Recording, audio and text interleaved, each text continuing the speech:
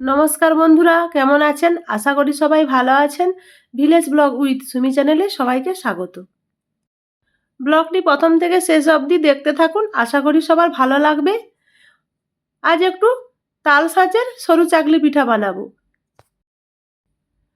এবছর প্রচুর তাল পিঠা খেয়েছি, অনেক আঁঠিও আছে, তাই বরমশাইকে ধরেছি আঁঠিগুলো কেটে দাও। আমি তো কাটতে পারবো না, এগুলো প্রচুর শক্ত হয়। তাই ও কাটতে বসে গেছে। এই সাঁচ দিয়েই আজ সরু চাকলি বানাবো। এই পিঠা খেতে খুব ভালো লাগে। তাল সাঁচের সরু চাকলি পিঠা। একজন দিদি আমাকে রিকোয়েস্ট করেছিলেন যে সরু চাকলি বানিয়ে দেখাও, তাই আমি রিকোয়েস্টেড ভিডিও সরু চাকলি পিঠা বানাবো। এই দিদিভাই রোজ আমার ভিডিও দেখেন, দেখে আমাকে বলেছিলেন যে তুমি সরু চাকলি বানিয়ে দেখাও। এখন একটু ঠান্ডাও পড়েছে, তাই ভাবলাম একটু তাল সাঁচের সরু চাকলিই করি। দিদি, আপনি আমার ভিডিওটা দেখবেন এবং কমেন্টে জানাবেন আমার পিঠা কেমন হয়েছে। তাল আঁঠিগুলো কাটা হয়ে গেছে, ও সাঁচগুলো ছুরি দিয়ে বের করে নিচ্ছে। আজ বেশি ভিজাবো না চাল, ওই 750 মতো চাল ভিজাবো। এই সাঁচগুলো হলেই হবে।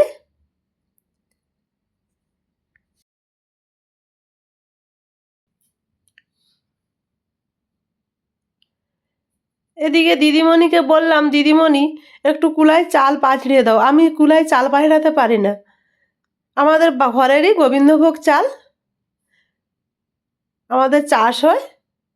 এই চালেরই পিঠা পায়েস আমরা খাই, খেতে খুব ভালো লাগে। গোবিন্দভোগ চালের তো একটা স্মেল আছে, খুব ভালো লাগে খেতে। তাই দিদিমণি আমাকে কুলায় পাছড়িয়ে ভালোভাবে পরিষ্কার করে দিল।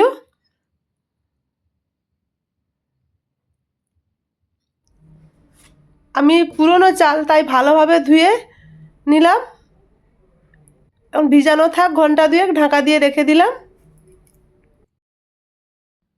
ঘন্টা 2-3 পর চলে এসেছি।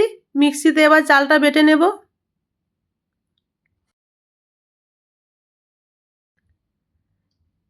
চালটার সঙ্গে তাল শাঁসটাও দিয়ে দিলাম। তাল শাঁস দিয়ে একটু জল দিয়ে ভালোভাবে পেস্ট করে নিতে হবে, মিহি করে পেস্ট করতে হবে, দানা দানা থাকলে চলবে না। বন্ধুরা, আমার কথাগুলো নাকে নাকে হয়ে যাচ্ছে, কিন্তু কি করব, এই যে ঠান্ডাকাল এসছে, এইবারে আমার প্রচুর ঠান্ডার ধাত, অ্যালার্জি আছে ঠান্ডাতে। নাকে সর্দি লেগেই থাকবে, সর্দি গলে না, জমে থাকে, সেই জন্যে কথাগুলো এরকম নাকে নাকে হয়ে যায়। খুব সুন্দর মিহি করে বাটা হয়ে গেছে, ঢেলে নিলাম। চাল কম ভিজিয়েছি তো, তাই দুবারেই আমার বাটা শেষ হয়ে যাবে। এই তাল সাঁচের পিঠা গুড় দিয়ে আর দুধ দিয়ে খেতে ভালো লাগে। দুধটা পেলাম নি, গুড় আছে, গুড় দিয়েই খাওয়া হবে।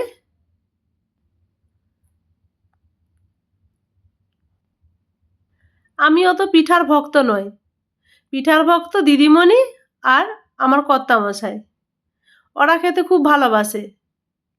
ওদের জন্যে আমি বিভিন্ন রকমের পিঠাপুলি বানাই। এই যে শীতকাল এসছে, এবার তো আমাদের বাড়িতে পিঠা চলতেই থাকবে। আমার পুরোটাই বাটা হয়ে গেছে, একটু লবণ দিয়ে দিলাম। আর আমাদের তো গরুর দুধ নেই, প্যাকেট দুধও পেলাম নি, বাজার গিয়েছিলাম, তাই একটু গুঁড়ো দুধ গরম জলে গুলে দিয়ে দিলাম। এতে করে খেতে খুব ভালো লাগবে, যেহেতু জল দিলাম নি, দুধটা দিলাম তো, আর গুঁড়ো দুধের তো একটু স্বাদও বেশি হয়।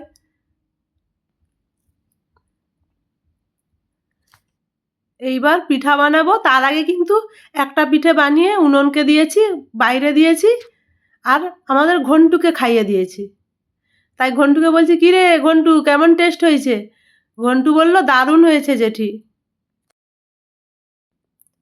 ওরা ভাই বোন তো মাংস খায় না, আমার বর তবু ডিম খায়, মাছ ডিম রসুন খায়, দিদিমণি রসুনও খায় না, মাংস ডিম কিছুই খায় না। ওরা মিষ্টি জাতীয় খাবারটা খুব পছন্দ করে, আর আমরা মা ছেলে মাংসটা বেশি পছন্দ করি। তাই আমাদের ঘরে বাড়িতে 4 জন, 4 জনের মধ্যে আমরা মা ছেলে মাংস খেতে পছন্দ করি, আর ওরা পিঠাপুলি খেতে পছন্দ করে। আমার বরমশাইয়ের তো সপ্তাহে 4 দিন ভাত না হলেই ভালো। ভাত খেতে বসার সময় হলেই বলতে থাকে, কেন রোজ ভাত খেতে হবে? একটু লুচি, পায়েস এইসব করতে পারে না দুপুরবেলা? কি অবস্থা, সবসময় ভাতই খেতে চাইবে না, ভাত না হলেই ভালো। আর আমার একদিনও ভাত না হলে চলবে না। এখন অবশ্য আমাদের বাড়িতে চিকেন খুবই কম হয়। ছেলে যেহেতু মেসে চলে যায়, একার জন্যে আমি রান্না করি না আর খাইও না। ছেলে বাড়ি আসলে তবেই চিকেন হয়।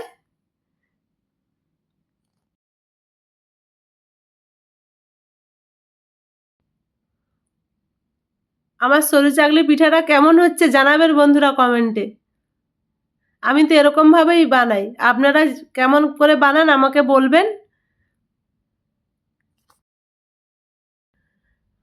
আমার এই ইউটিউব প্ল্যাটফর্মে এসে অনেক দিদিদের সঙ্গে পরিচয় হয়েছে, অনেক বন্ধু পেয়েছি। সবাই ভালো ভালো আমাকে কমেন্ট করেন, অনেক ভালোবাসা পেয়েছি এই কিছুদিনের মধ্যে। সবাই আমার এভাবে পাশে থাকুন, সাথে থাকুন। আমিও আপনাদের পাশে থাকতে চাই, সাথে থাকতে চাই, এগিয়ে যেতে চাই। বন্ধুরা, তালের সিজনে তালের সরু চাকলি পিঠা বানিয়েছিলাম। এরকমই পাতলা পাতলা করেই বানিয়েছিলাম। তালের সরু চাকলি পিঠা খেতে দারুণ লাগে।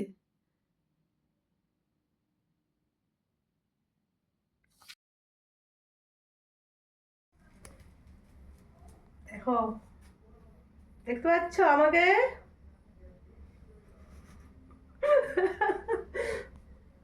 বরের সঙ্গে একটু মজা করে নিলাম। আমার এতগুলো সরু চাকলি হয়েছে। বন্ধুরা, আমার ভিডিওটি যদি ভালো লেগে থাকে আপনারা লাইক, কমেন্ট, শেয়ার করবেন, সাবস্ক্রাইব করবেন, আমার পাশে থাকবেন। আজকের মতো আসছি। সবাই সুস্থ থাকুন, ভালো থাকুন।